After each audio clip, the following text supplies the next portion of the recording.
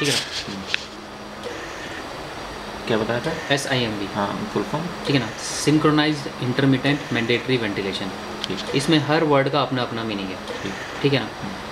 Synchronised ये word का ये होता है कि अब अगर ऐसा हो, कभी वार्ड में कभी देखा तूने कि कभी एक वो बॉक्स टाइप का एक वो वेंटिलेटर रहता था, छोटा सा होता था, क्योंकि कॉन्टीन्यूअस मतलब मैंडेटरी वेंटिलेशन देता था, जो कि बहुत ही बेकार होता था, ठीक है ना। उसको कोई मतलब नहीं होता था पेशेंट इंस्पायर कर रहा है, एक्सपायर कर रहा है, क्योंकि पेशेंट के अपने भी तो एफर्ट होते हैं, बीच बीच में उसका मन करेगा तो वो ले लेगा, ठीक है ना।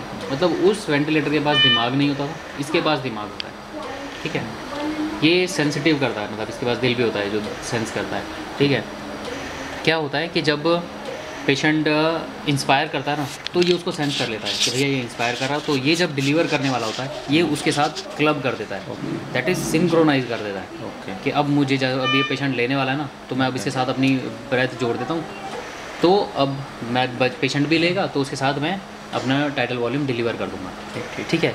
अगर ऐसा नहीं होगा तो क्या होगा कि पेशेंट इंस्पायर करना चाह रहा है, अब अगर ये नहीं होगा, मान ले कि तूने एक इंस्पायर करके मतलब तूने पूरा अपना टाइटल वॉल्यूम ले लिया, अब तू जैसे एक्सपायर करने वाला है ना, उसी टाइम वेंटिलेटर को याद है कि भैया अब चलो मैं इसको इंस्पायर करता हूँ, तो सोच, एक तो अपना उसने टाइटल वॉल्यूम लिया और उसके ऊपर एक एक्स्ट्रा टाइटल वॉल्यूम और दिया, लंग ऐसे फैल जाएगा और पेशेंट को भी बहुत डिस्ट्रेस होगा।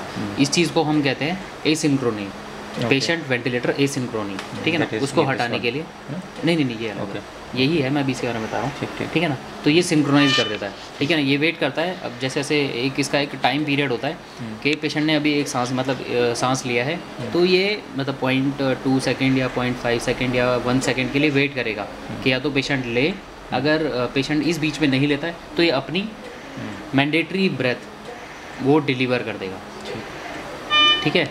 अगर इस बीच अगर पेशेंट ले लेता है तो वो उसकी अपनी मैंडेटरी ब्रेथ ये पेशेंट के साथ क्लब कर देता है और चल जाता है, तो इससे एसिंक्रोनी नहीं होती है।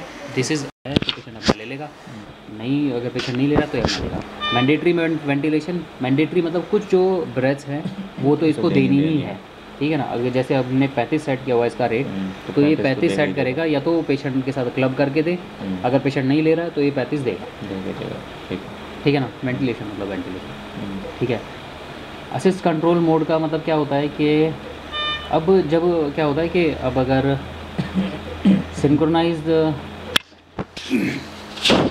सिंक्रोनाइजेशन में क्या होता है कि जब पेशेंट ने एक वेंटिलेटर ब्रेथ दे दिया ना, तो और उससे जो नेक्स्ट ब्रेथ है उसके बीच में जो टाइम है, पेशेंट उसमें अपनी अपनी ब्रेथ ले रहा होता है, और उसका अपना टाइटल वॉल्यूम इतना हो सकता है कि अब उतना ज़्यादा ना हो, उतना अच्छा ना हो, ठीक है। तो वो अपनी मान लो कि दो की मतलब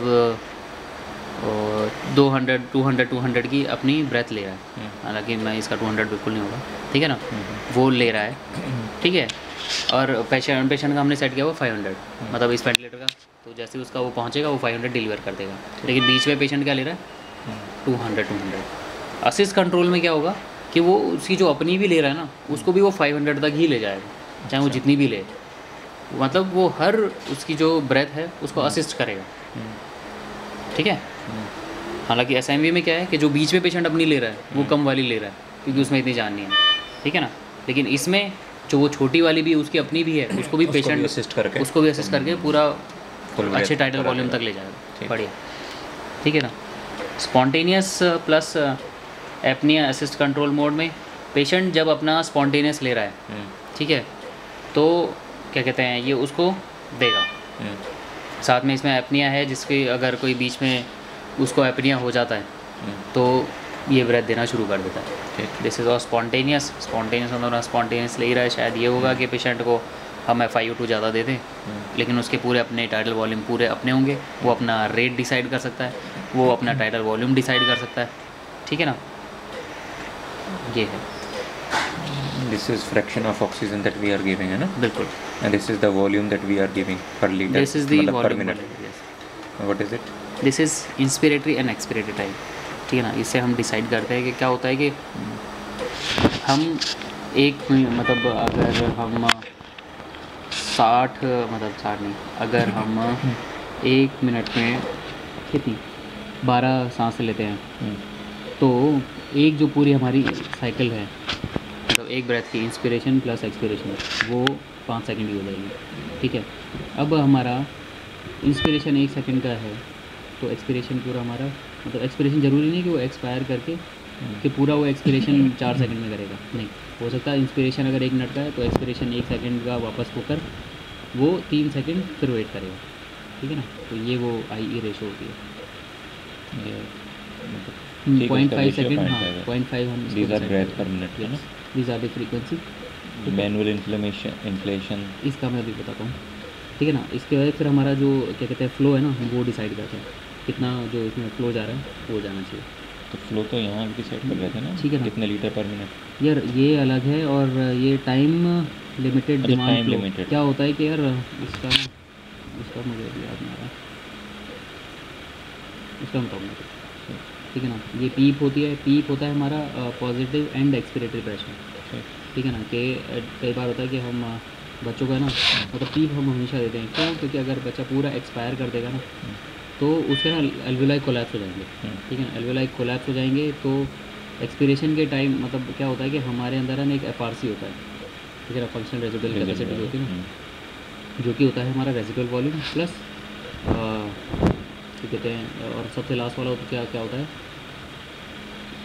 एक्सपिरेटरी रिजर्व वॉल्यूम, ठीक है ना। Expiratory reserve volume plus residual volume, इन दो का जो होता है ना कॉम्बिनेशन, दैट इज़ हमारा FRC। तो अब क्या होता है कि जो अगर ये FRC अगर लॉस हो जाए ना हमारा, तो एक्सपिरेशन के टाइम ना हम डिसैचुरेट कर जाएंगे, और इंस्पिरेशन के टाइम हमारा ऑक्सीजन मेंटेन होगा, वो हमारे नॉर्मली नहीं है, ठीक है ना। तो FRC इज़ दी वॉल्यूम जो हमारा एक्सपिरेशन के टाइम में भी जब हम बातें कर रहे हैं, जब हम ब्रीथ नहीं कर रहे हैं, तब वो हमारा मतलब ब्लड को एक वॉल्यूम दिए रखता है कि जिससे कि आप ऑक्सीजनेशन वो चलता रहे, क्योंकि ब्लड तो हमारा लगातार बहता रहता है, लेकिन हम ब्रीथ लगातार थोड़ी करते रहते हैं, ठीक है ना। तो वो एक रेजिडुअल वॉल्यूम है, मतलब एक वॉल्यूम है, एक्सपिरेटरी रिजर्व वॉल्यूम, मतलब reserve volume at the time of expiration, ठीक है। तो अगर किसी को कंसोलिडेशन हो जाए तो वो मतलब अब वो एल्वेलाई तो ख़त्म हो गया क्योंकि वो कंसोलिडेट कर गया, ठीक है। या फिर अगर किसी को न्यूमोथोरैक्स होकर उसका लंग पिचक जाए, ठीक है, तो भी वो चला जाता है। तो हम पीप देते हैं पॉजिटिव एंड एक्सपिरेटरी प्रेशर के पेशेंट इंस्पायर करेगा, और जब वो एक्सपायर कर रहा होगा तो पूरा एक्सपायर नहीं करेगा वो, ठीक है ना। At the end of expiration एक मतलब कम से कम 5 सेंटीमीटर ऑफ वाटर, ठीक है ना, इतना प्रेशर उसका बना रहे ताकि वो एल्वेलाई पूरा कोलैप्स ना हो।